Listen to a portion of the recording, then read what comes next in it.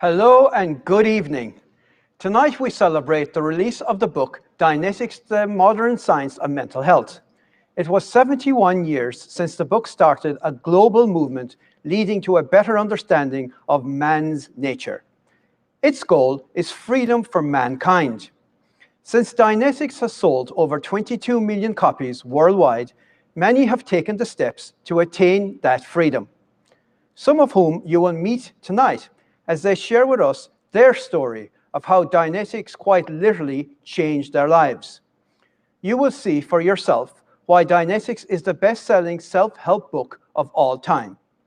It is translated and available in 50 languages. So, welcome to the 71st year of Dianetics. Tonight, we have 3 guests who will share their stories of how Dianetics completely turned their lives around. Because you see, Dianetics does have a finite goal. So, before we go any further, let's be clear about what that goal is. Here is a short video.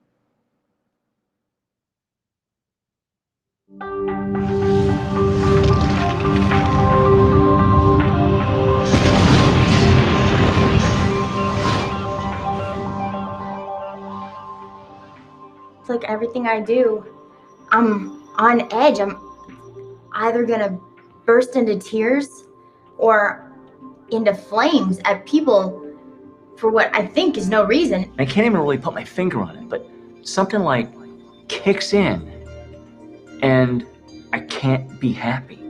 I don't know what to do with myself. I can't seem to communicate how I want to, or people take what I say the wrong way. I feel like I know where I want to go, but I can't, motivate myself to do what I want to do, It's very frustrating because it feels like I'm me somewhere, but I can't get that out, or I can't express that.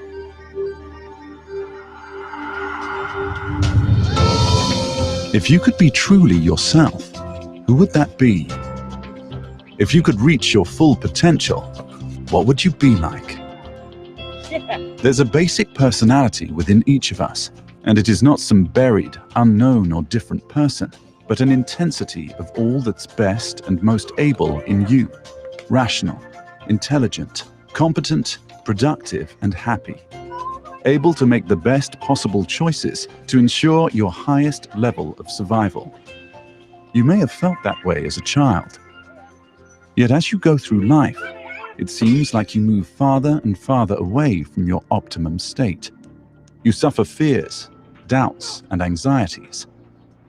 And despite your best intentions, you make mistakes, bad choices, unhealthy decisions, and sometimes behave or react irrationally. Why? There's an old saying that to err is human. But that saying is actually not true, because the portion of your mind that analyzes information to make rational decisions is actually incapable of error. Think of the analytical mind as a computing machine, but it's not just any computer, it's a perfect computer. It never makes a mistake. But any computer is only as good as the data that it calculates with.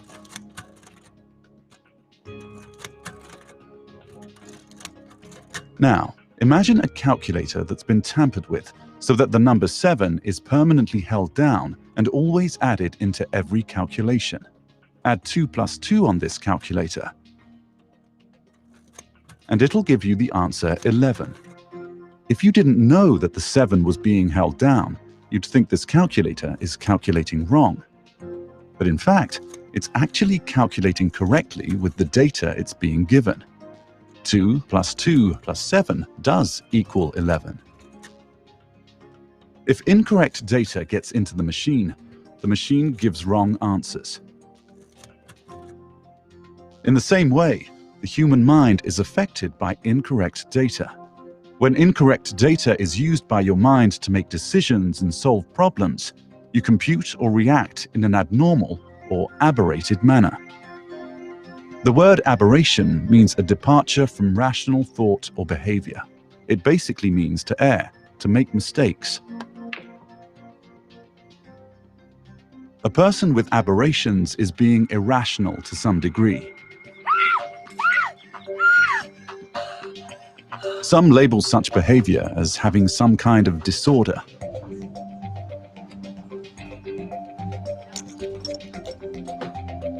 Others call it being quirky or eccentric,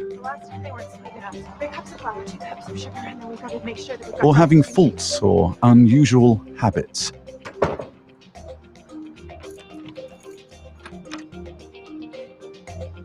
Nevertheless, it's all irrational behavior. These are not traits of your basic personality. Whoa. No. Hide from me. No. Irrationality is simply your mind's inability to calculate right answers from its data. Your mind poses and resolves problems relating to your survival. The better the data it uses to compute with, the saner its solutions, and the more you survive.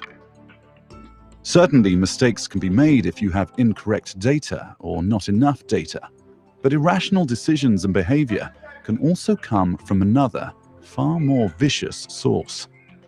As you've seen, every moment of your life, your mind is recording and storing your experiences. Every perception of every incident, including sight, sound, smell, feeling, taste, sensation, pain, rhythm, weight, and emotion. Most of this information is stored in the analytical mind, which is your conscious, aware mind that thinks, remembers, and calculates. But incidents that contain pain and unconsciousness are stored in a different part of your mind, called the reactive mind, because it simply reacts without analysis. These painful experiences, called engrams, are hidden from your analytical mind, and their contents can act like held-down sevens, unknowingly forcing you to calculate or behave in an irrational manner. Engrams are the single source of your aberrations. For instance, even your perceptions can become aberrated by engrams. Some people don't always see in full color, or hear in full tone, or fully sense with their organs of smell, taste, touch, or sensation. While some people might think the smell of a turkey cooking in the oven is wonderful, Oh, that smells so good. one person may be sickened by the smell of it, while another may not smell it at all. Engrams are like hidden, held-down sevens, affecting your decisions, your actions, your health, and the way you see and think about the world. So the problem of eliminating aberration is the problem of finding the hidden, held-down sevens. If you no longer had these held-down sevens, you would think and behave very rationally, forming the best possible solutions with the data you have. Your senses would improve, and you'd perceive yourself and the world around you accurately. Your physical vitality and health would be improved, and you'd be able to recall everything which has ever happened to you. You'd be returned to your basic personality, able to utilize your imagination and creativity to their fullest. You'd be more intelligent, more efficient, more productive, and happier. You'd be surviving at a very high level, free to enjoy life and reach your full potential. In other words, you'd be yourself. Dianetics enables you to locate these hidden incidents and free yourself from their negative effects. A person who no longer has these aberrations is called a clear. The term clear comes from the concept of clearing the calculator of all its held-down sevens. A clear is sane, rational, able to enjoy life and be the best he can be. You can be clear. That's the goal of Dianetics.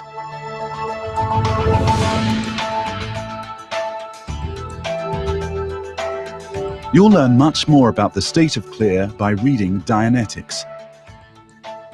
For more information about the subjects discussed in this film, see the chapter entitled The Clear. Now, with that in mind, it's time to introduce our first guest. She's from Dublin. She's a wife, a mom, and a business owner. Not only has she achieved the state of clear, so have her whole family. Here to speak to you tonight about what going clear has meant to her, please welcome Siobhan. Hi, Siobhan. Hi, dear. How's it going? Good. Excellent. So it's good to speak with you.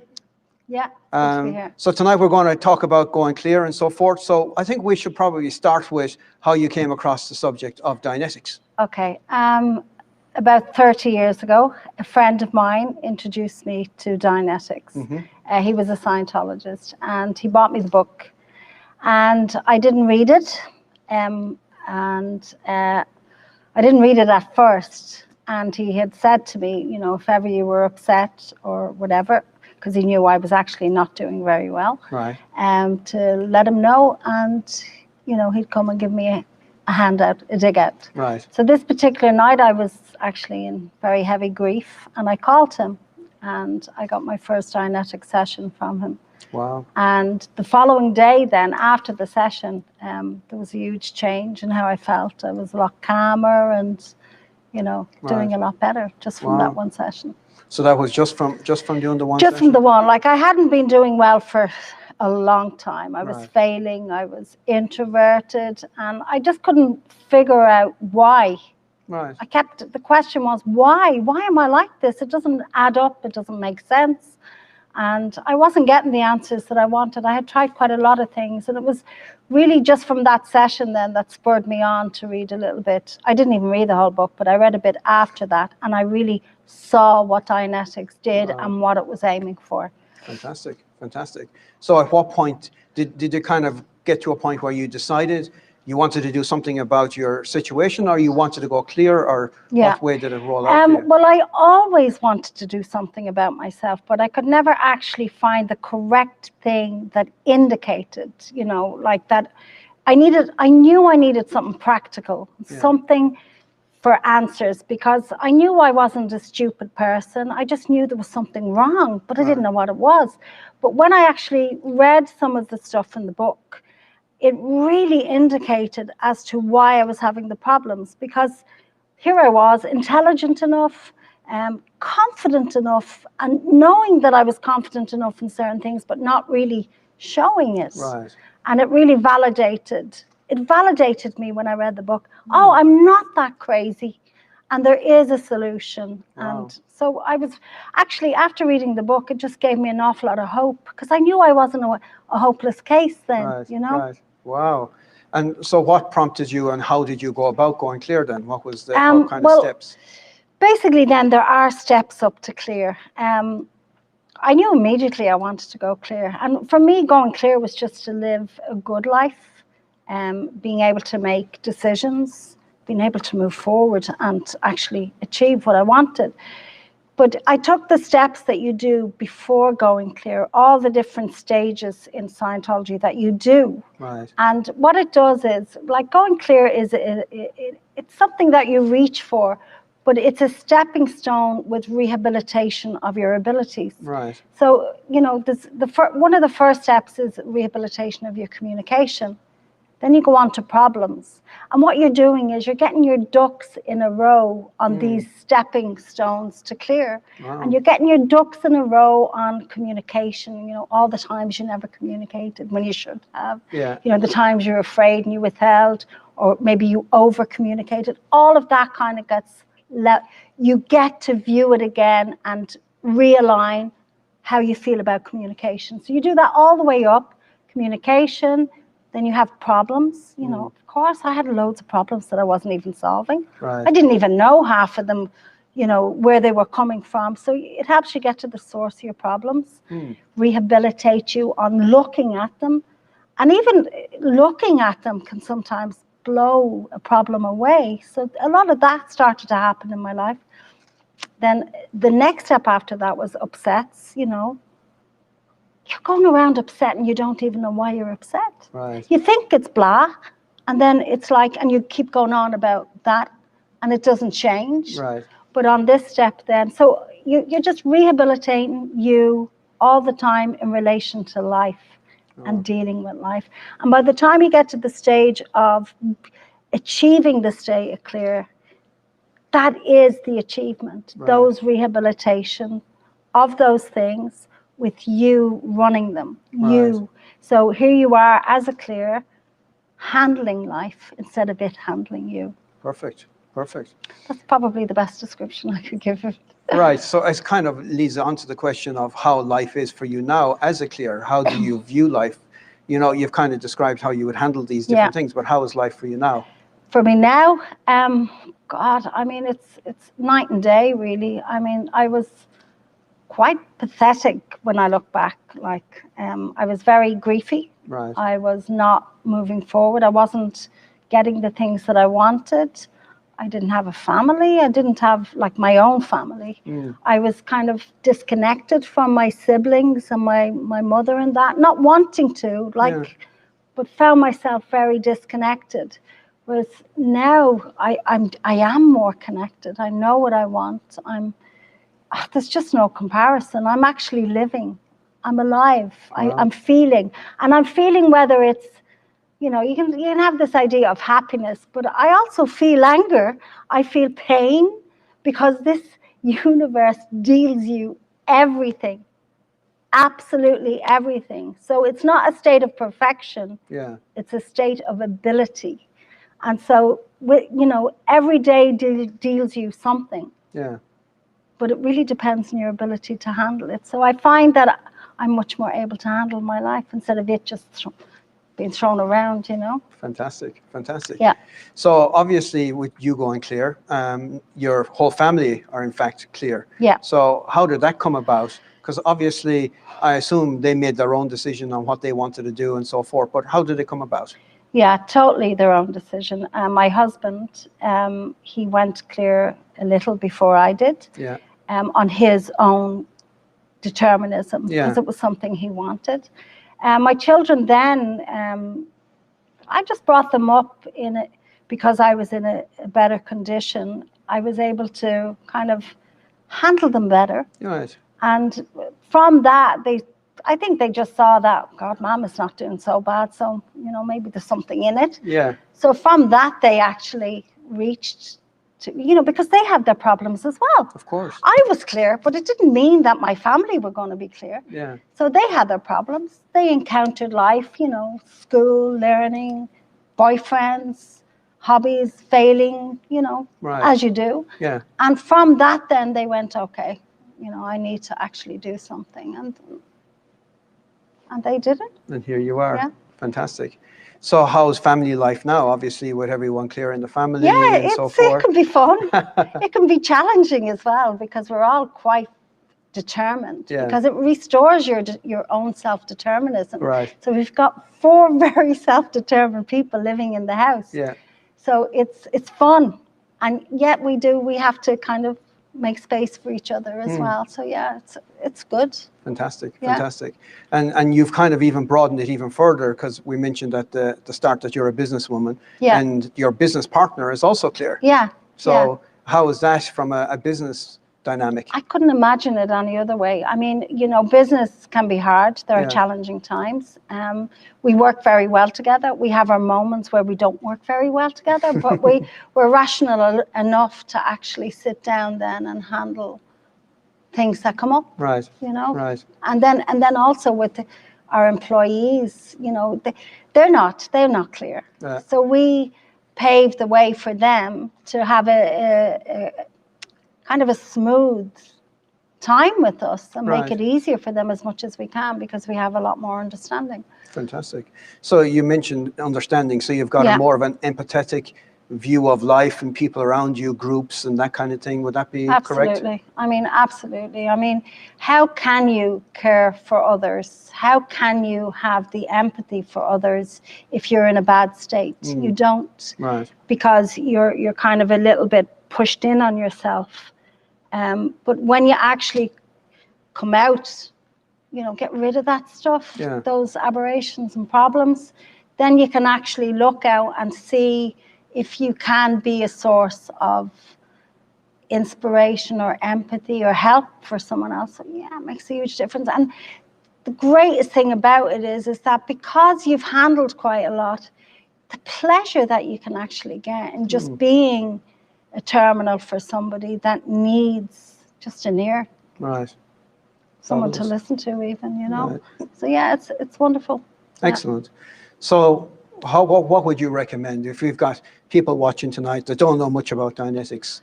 What would you recommend? What would I recommend? Well, I'd recommend firstly is the book, definitely. Just, you know, I don't think it's a very easy read. I'm going to say that. For me, I read everything before I read Dianetics, but if you really want the answer to what's going on with you, I mean, I just skimmed through it and went through and looked for in different chapters what it was that I was looking for, and I hit it. I found it. But afterwards, then I went back and read the book. But I would say read the book. Just read the book. Even if it's difficult, just read what you can out of it. Find what you can in the book that indicates, and then do something. Fantastic, fantastic. Well, thank you for speaking with us tonight. It was an absolute pleasure having you.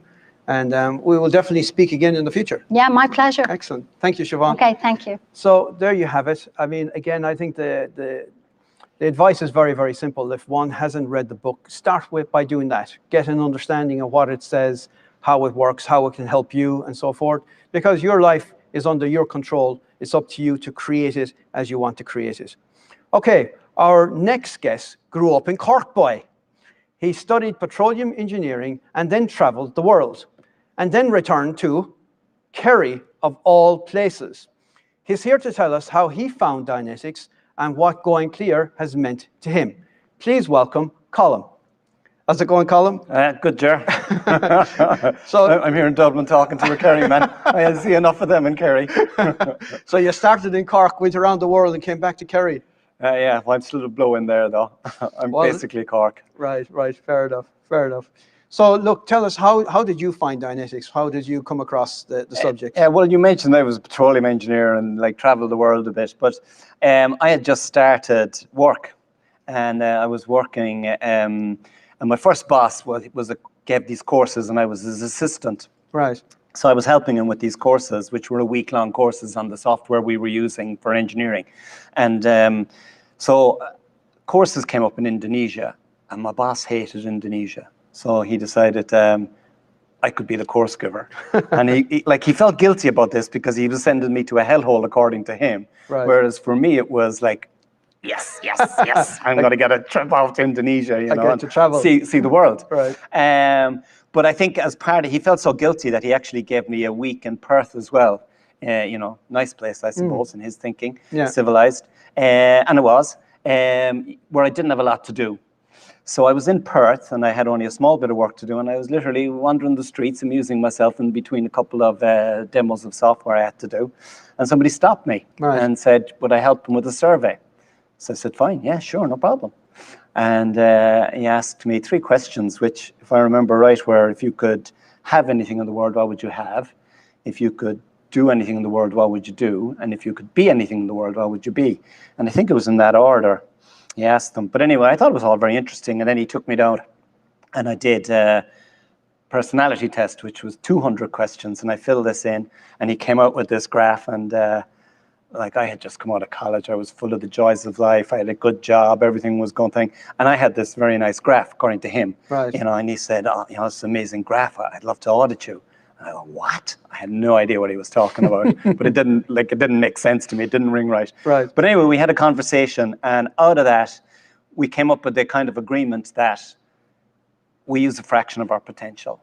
And I was going, sure. Yeah. Like, I would say I breezed through college. I mean, I did, you know, I wasn't maybe necessarily a brilliant student, or I didn't study that hard maybe, but I had a good time, and I did well in my exams. So like, and then I was saying, but I'm sure I'm using a fraction of my potential, and I'm sure I could have applied myself better, and I'm sure that, you know, so I'm saying, and then, you know, what are all these people who are struggling, you know, even just to pass an exam? So I felt, yeah, definitely we use a fraction of our potential. And he says, well, this book will show you. And I said, okay, it kind of mentioned mental health, and I was a bit skeptical. Yeah. Because my experience of, I don't know, I didn't have a lot of reality for the jargon of, you know, the terminology and psychology and that kind of stuff. Didn't have a lot of, you know, it wasn't engineering to me. Right. But anyway, he said, this book will show you. And I said, well, okay, book. Yeah, okay, I'll buy your book. Right. So I bought the book. Wow. And that was the start. And then actually I took it home that night, and I was, as I say, I was going traveling and such, and I was working, but I read 4 pages, and I was surprised because it made sense to me. It was logical.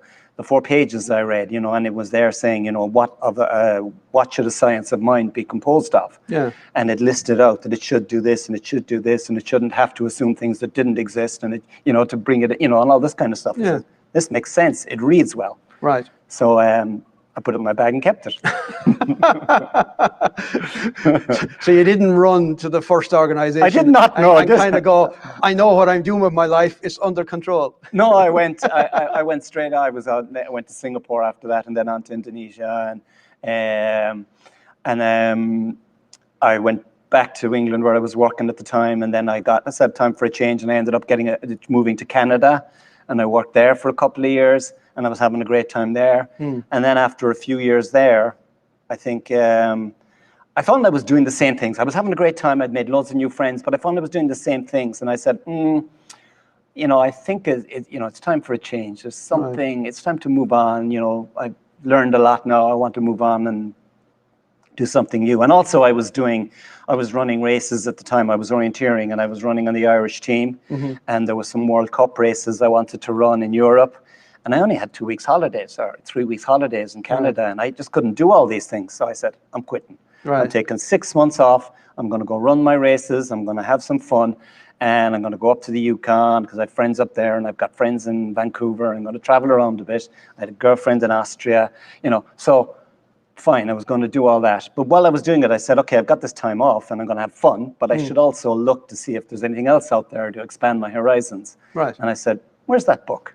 I'll read that book. I mean, it had stuck in my, this is 3 years later. Wow. So it had stuck in my mind that there was something, could be something there. Yeah. So I read the book, and then that's the start of it. Wow, wow. So then on reading the book, what did it do for you? Did it stop you from wandering around the world, or did it kind of go, okay, now I have something that I want to do that I need to focus on? No, it didn't. It certainly didn't. It wasn't there yet. It certainly didn't stop me from wandering around the world, but it did said, "Oh, this is here's something different." Yeah. And I was like, in fact, my initial question when I went into an organization after that was, "Why hasn't this changed the world?"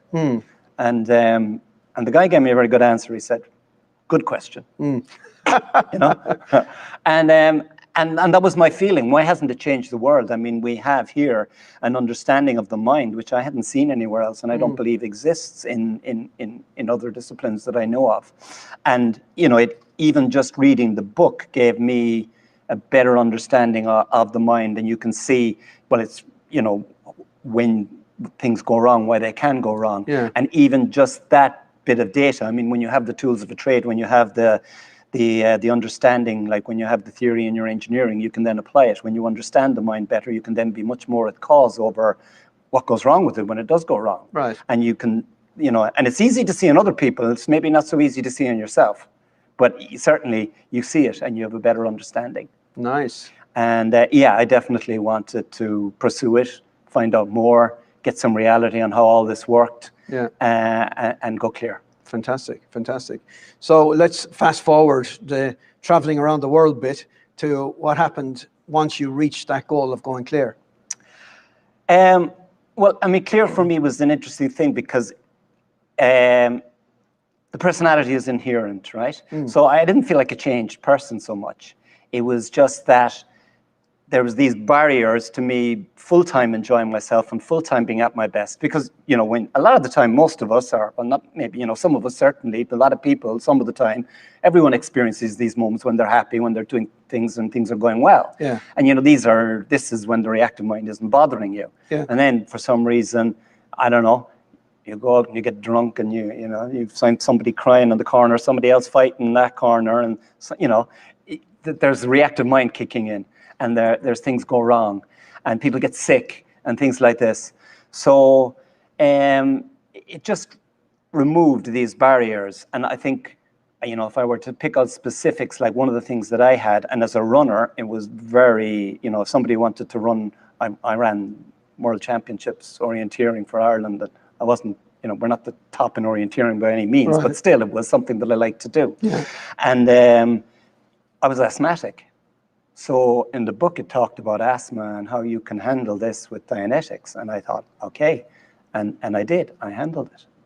Now, it's not, you know, to say it's a cure. No, it's not a cure, but it's gone. I used to use inhalers, and I used to need to use inhalers, and I don't. And I haven't for 10, 15 years.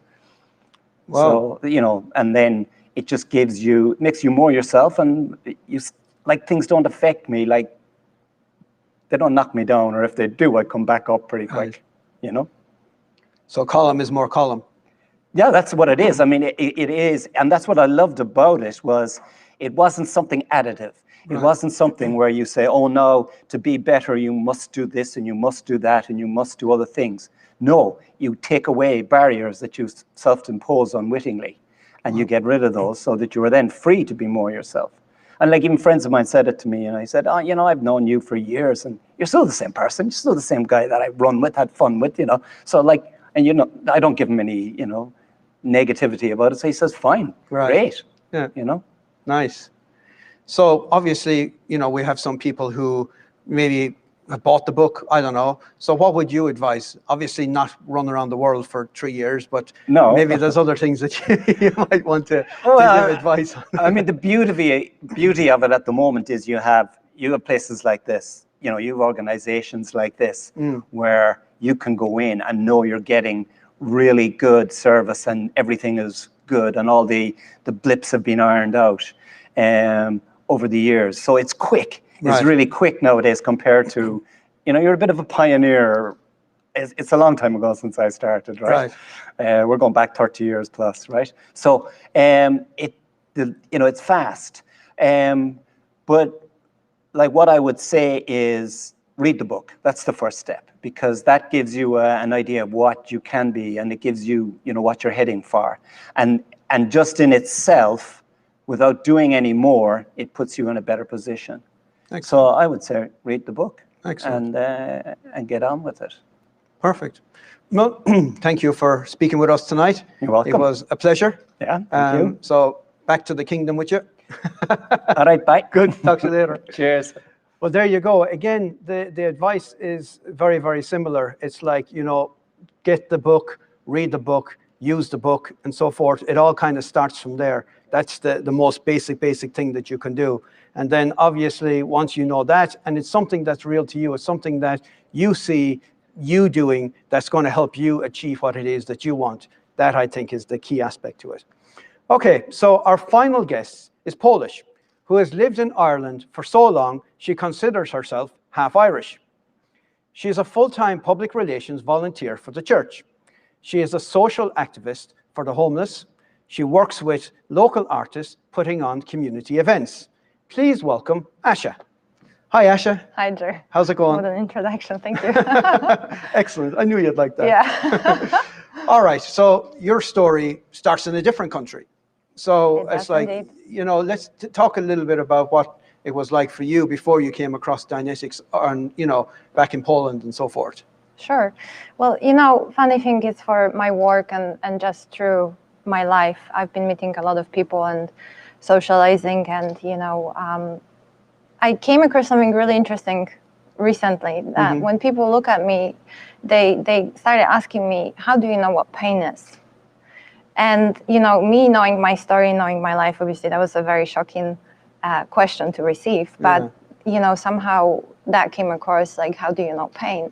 Well, I do. And, you know, and I think there isn't a human being on this planet that doesn't. And to give you a little bit of backstory of my life is I grew up in Poland during communism. And, you know yourself, during times when a political regime is like that, it's not an easy time to grow up. And the environment is very challenging from the very beginning. So you've got that factor in your life that you have to deal with that someone else wouldn't have to deal with, for example, you know, growing up somewhere else. But it's fine. you can find your way around it, which I will tell you in a second. But so that was one factor. And, you know, I grew up in a family of very lovely people, and we have a very good relationship right now. But they had their own struggles. You know, my dad was an alcoholic. And when I was growing up, it was something that you had to deal with. So me and my mother, we were obviously helping him and taking care of him. But it was a point of my life where it was just challenging again, you know. So you go into the world with an amount of enthusiasm and life energy and, you know, that kind of like sparkle in your eye. And it's like, hey, I can take over the world, you know, I'm half Irish, half Polish, just kidding, you know, hey. And then as you continue through the life and you get all these challenges back at you, it starts to diminish. And that sparkle in your eyes becomes more like a doubt or lack of self-confidence or you're questioning if what you're doing is the right thing for you, you know. And I always wanted to be an artist, and I started very early. When I was 6 years old, I started dancing and, you know, singing and playing piano and all of those things. So I always had big dreams. It was like, you know, yes, I came in this environment and this is what I'm currently facing, but I always wanted to go farther. I wanted to do more. I wanted to, you know, really experience life in the glories and, you know, deal with whatever comes my way in order to do that and so on. And that was very difficult to do when you were faced with what you were faced with. So very quickly I had to find a way of dealing with life that was allowing me, you know, to take all of that life energy that I had at the very beginning that started to go fast on a minus, you know, it was diminishing as I was going through life. So I started having problems with self-confidence. I was questioning myself. As an artist, you get a lot of invalidation. You get a lot of people telling you what to do, what not to do, how you are, and it's just beyond, you know, it can really mess up with your head. So, you know, if you have it over a day, then that's fine. But if you have it over 10 years or 15 years of your life, you start to really question and you really start to look inward as opposed to looking outward. And, you know, you put on a mask, which is a very easy thing to do. You know, you just smile and you show other people that everything is grand. But inside, you know that you're not doing well. And, you know, at the end of the day, you're with yourself in the room and you know that something is going on. So I started questioning, you know, different things that the question I was trying to answer was, is there a solution to replenishing your own self, you know, to finding that life energy again, to getting rid of all this baggage from your mind that was stopping you, because all of a sudden it started stopping me. It wasn't as easy to put on that mask anymore. It was like, you know, your bucket was filling up with all this crap from life that, you know, was collecting up, and all of a sudden it started spilling over the brinks, and, you know, it wasn't that easy anymore. So I was like, there must be a way to, like, you know, just lift the carpet and then go start sweeping, you know, and actually deal with these issues or deal with those problems instead of just stacking them all up, because then when I'm 50 or 60 or whatever, you know, it's not gonna get any easier. So I started reading books. I, you know, started looking into different religions. I started, you know, reading Freud. I was studying psychology, all sorts of things. But, you know, and I also did practical things that I thought were going to help me. I've done a little bit of counseling, I've done psychology and so on. And for me, I was not able to find a closure in those things. You know, I wanted something that when you have a conversation about, or when you're dealing with, or when you're addressing as an issue, you handle it fully and it's gone from your life, basically. You know, it kind of goes into the past in a way that you remember it, but it doesn't have any influence over you.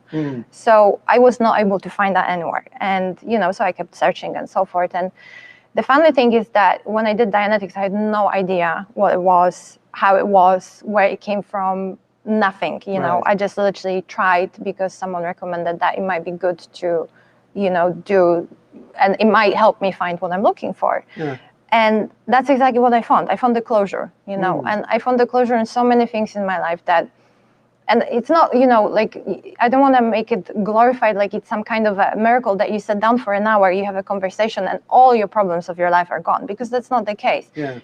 You deal with smaller parts of your life. You deal with, you know, everyday issues that you might have. The things that you only know about yourself. You might not know them about me. You might look at me and ask me, do you know any pain? At which case, you know, I will tell you my story if you're interested. But, you know, there are things that are bothering you and you know in front of you that this is actually a problem for you and it's stopping you from whatever you're trying to do. So I started dealing with those things on a little gradient, one by one, and then just, you know, it started gaining. And for me, I started breathing again inside. You know, it wasn't like I had to put this show on anymore, because, you know, when you're in arts and when you are in front of cameras, when you're dealing with different things like that, you don't have time to be a broken piece. Yeah. You know, it's just, there's no space for this if you want to make it or whatever. So you put on the hard face and you keep going, and it does not matter what goes inside, you know. Wow. So it was really nice to not have to do it, not put that effort into, you know, being happy, just being happy. You know, it's actually quite simple. It's just you are happy, which is something that I didn't know before, something that, you know, I had to definitely kind of make myself be or feel, or, you know, there was much more to that before. Wow. So that's how it helped me, you know. And, you know, I keep saying this, that the value of it, especially for artists, it's absolutely incredible, because the amount of life you're dealing with, the amount of people you're dealing with, the amount of evaluation you're dealing with, invalidation you're dealing with, it's not like you're sitting somewhere in a corner hiding from the world. You're right there. You're creating, you're putting your soul out there, and you're living a fast life. And there must be a way of, you know, you're accumulating all that crap as you're coming along. Yeah. There must be a way to deal with that. Wow. And that's where I found it for myself. Fantastic. Yeah. Fantastic. So obviously, you know, let's roll forward to actually having a state, you know, reached the state of clear. So what was that like? You know, now that you've kind of been able to deal with some of that baggage and put the past into perspective and so forth, what was life for Asha like now? Awesome. Well, look, I'm a human being and I'm a woman, so I'm, you know, just gonna leave it there. But anyway, I do get emotional, and I can be angry, and I can be happy, and I can be upset, and, you know, I can express all sorts of emotions, and I'm very, you see what you get. So, you know, I can be angry, I can have a fight. All of those things still stand. But it's a little bit different to have a correct emotional response to a situation. Like, you know, you go to someone's funeral and they were close to you and you're heartbroken and you're crying. Absolutely, 100%. Every single one of us would react that way, you see. But you don't have attached to it anything from the past that would be making this experience unbearable, you know, like one that you cannot go through and you cannot pass through. And it's going to hold you in that place for, you know, many, many years forward, even without you realizing or know it. But sometimes that's how your mind works. It just stops you right there. And you just accumulate it with all of this extra baggage of extra emotions that you wouldn't have otherwise, you see. So the recovery goes slower. You coming back from failures comes slower. Whereas if you're clear, it's kind of, it's, you know, I would compare it like being a child again, you know. Child is very flexible in their responses to the world. You know, they can get happy, they can get sad, they can be running around, they can be sitting still, they can be into something, they can be amazed by something, and they have all these beautiful emotions that you like look at children and you're like, wow, I was like this one day, right? So a lot of that comes back with the state of clear, because you know, you have an upset, you go through it, you move through it, there's nothing attached to it. It's just right now, in now, that you're upset. And because there's no strings attached to your past or other things that you don't even remember about, and unconsciously. So it's not like you are going to remember, this happens under your consciousness. You're just able to deal with that situation, put it in the past, move on, that's it. And then, you know, in the next 2 hours, you're happy about something. Which is really nice to have that freedom, especially when you're living a, you know, fast life. And also creatively, you know, for me, creativity is 1,000,000% different. You don't question it as much. I mean, obviously, we all have our insecurities still and so on, and, you know, you create a song or you put yourself out there, and first question you ask yourself, what are others going to think about it, you know? And you're like, oh my God, with shaking hands, you know. But that's a natural response, right? Whereas, but you will do it, whereas before you could invalidate it or yourself to such a point that you wouldn't even have the courage to do that, you know. So life after being clear to me is like being a child again. Or finding those child abilities within yourself and able to, you know, live your life with a passion again, like a child would, and excitement and interest. And, you know, sometimes it's hard to get me to stop because I'm so passionate about it, and I'm so passionate about people, and it's just like, you know, I go on a roll. So yeah, but it's way better. Good. So how do you take that into what you do? So obviously you're dealing with public relations, you know, social activists, you're helping a lot of people with problems and so forth. So how do you take that passion and that drive into what you do? It's a very good question. You know, someone said to me one time that they used to help a lot. And then they asked me, how do you keep going still? And I look at them, I'm like, what do you mean still? Well, how do you find it in yourself that, you know, after helping all these people and going through all those issues, because, you know, when you're helping others, it's not the easiest job. You go into their lives, you're hands-on, you're involved, you know. And this person was basically saying, you know, how do you recharge yourself to be able to keep going and not fall apart? Right. And I never thought about it before. I was like, that's a valid question. You have to have a technology. We are living, you know, in 2021, and you have to have a technology to replenish your mind or deal with your mind in a way that whatever happens doesn't affect you anymore. It's like, you know, we're moving forward with technology. We're moving forward with research. There's so many things that are changing in this world. And we can catch up with it spiritually and mentally as well. So then there's something workable when you're going at such a fast speed. It's like driving a Ferrari. You better have your service in place, you know, because when you're driving in a Ferrari, there's no time or place for mistakes, you know what I mean? So it helps me enormously in a way that I deal with a lot. I help people, I get into their lives, you know, I take on a lot of challenges, and I can, because then when I have my time, I'm able to just basically restart. Right. Which is something I couldn't do before. Right. You know, it was just building up and going in the wrong direction, and you couldn't stop it. Where you know, okay, it's going a little bit worse, restart. You know what I mean? Yeah. Emotionally, spiritually, regain your energy, regain your power, not just, you know, try to like, you know, now I'm happy, you know, but actually, so it just comes out of you again, and it's easier to do it, and it's easier to recharge, you know. Wow. And probably this is the only reason why I still keep going, because sometimes when I think about my week or my day, I'm like, I can't believe I did all of those things in that time, you know, and I love it, and I would never want to stop, but this allows me to help others. It allows me to put my attention into other problems around me, within the community, within individual lives. Otherwise, if I was completely thinking about myself, trying to work out myself, introverted into what I'm doing, or just too broken to keep going, then I would be absolutely useless to everybody. So that's how it's helping me. I think. I hope that answers your question. Yeah, certainly did. Yeah, okay. So again, I kind of ask you the same question as I've asked everyone else. Yeah. Is there any advice you would give to somebody who's kind of coming across the subject for the first time? It doesn't even have to be for the first time, you know, because obviously going clear is a decision. Learning about what it is reading the book and so forth. Is there anything you would like to say to anybody about that?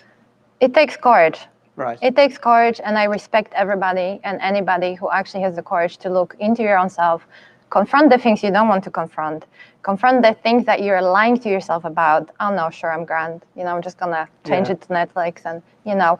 But then at the end of the day, you're the one who is looking in the mirror, and you know what you're having issues with. It's not about me. You know, it's about you. It's like, what do I not like in myself at the end of the day? What do I want to improve? It's very personal. It's very for yourself, you know, or what things are ruining my relationship with others, or what things are causing this, or what things are causing that. And, you know, how can I go around this, right? So what I would say to you, first of all, be honest with yourself and actually have the courage to be like, yeah, those things are not good. This is not going well. I need to do something about it. And then pick up the carpet and start cleaning. Wow. You know, one by one, just start cleaning. It's like, take something you can confront and deal with it. Take something else that you can confront and deal with it, but do something. You know, it's just like, yes, those, you know, positive attitudes and the way, you know, to stay positive and think good about the world and all of that, that has influence, of course. You know, it's a power of the mind. But it's sometimes really hard to do. You know, it's like when you feel like crying or you're really broken inside and you're sitting there going, I'm going to smile. It's hard. Yeah. You don't need to do that. Just deal with the issue. Deal with the thing you're feeling, the way you're feeling. It's okay to be sad. It's okay to be broken. It's okay to feel alone. It's okay to have all sorts of different thoughts. It's okay. Right. But then the second step is acknowledge that, accept it, but then deal with it. Do something with it. You know, deal with one issue, see how that goes. Try it for yourself. You know, I could not tell anybody to do anything, and neither can you. Of course. But, you know, if you have enough courage and understanding, then you can, you know, explore it for yourself. And that's what I did. I was like, okay, well, let's see if this works. Let's see if that's actually true. And, you know, I'm a skeptic. I'm Polish. I grew up in communism. Right. So, you know what I mean? We don't believe many things that we are told. Yeah. You know, but then I was like, okay, well, it doesn't matter who says what. Just check it out for yourself. And I'm really glad I did, you know. So that's what I would tell someone. I would just say, check it out for yourself. If it works for you, great. Have courage. Start cleaning up your mess. You will be better at the end of it. Wow. You truly will be. Even Fantastic. that might not be the most comfortable thing at the beginning, you'll be grand. Excellent. Yeah. Okay. Well, thank you so much for speaking with us Very tonight. welcome. It was an absolute pleasure. Thank you. Excellent. So there you have it. Get a big Hoover because you're going to be cleaning up the mess. No, seriously, really, that's what it comes down to in life. It's a case of confronting what it is that you want to change and the fact that you can change it, because it comes down to you. So I think the advice you got was absolutely fantastic. Now it's up to you to use it. Okay, so a huge, huge thank you to all our guests this evening. It was such a pleasure hearing their stories and how Dianetics changed not only their lives, but those of family and friends. Well, how would you like to change your life so you could be just as happy? The good news is you can start right here and now. If you don't have a copy of Dianetics, get one now. Simply click the link in the chat and order online. For those who have joined tonight, there is a special offer until midnight. So you should definitely take advantage of that. If you're already studying Dianetics, then it's time to schedule your personal consultation. Find out your next step to go clear. Come and experience for yourself all you have heard tonight. And as you have seen, the gains that can be achieved are incredible. All you need to do is send a message to one of our hosts. The chat will remain open at the end to answer all your questions. And if you're watching this from Facebook, YouTube, or Instagram, please use the contact email address and phone number below. That's it for tonight. Let me leave you with this message from Mr. L. Ron Hubbard, taken from his book, Dianetics. You are beginning an adventure. Treat it as an adventure, and may you never be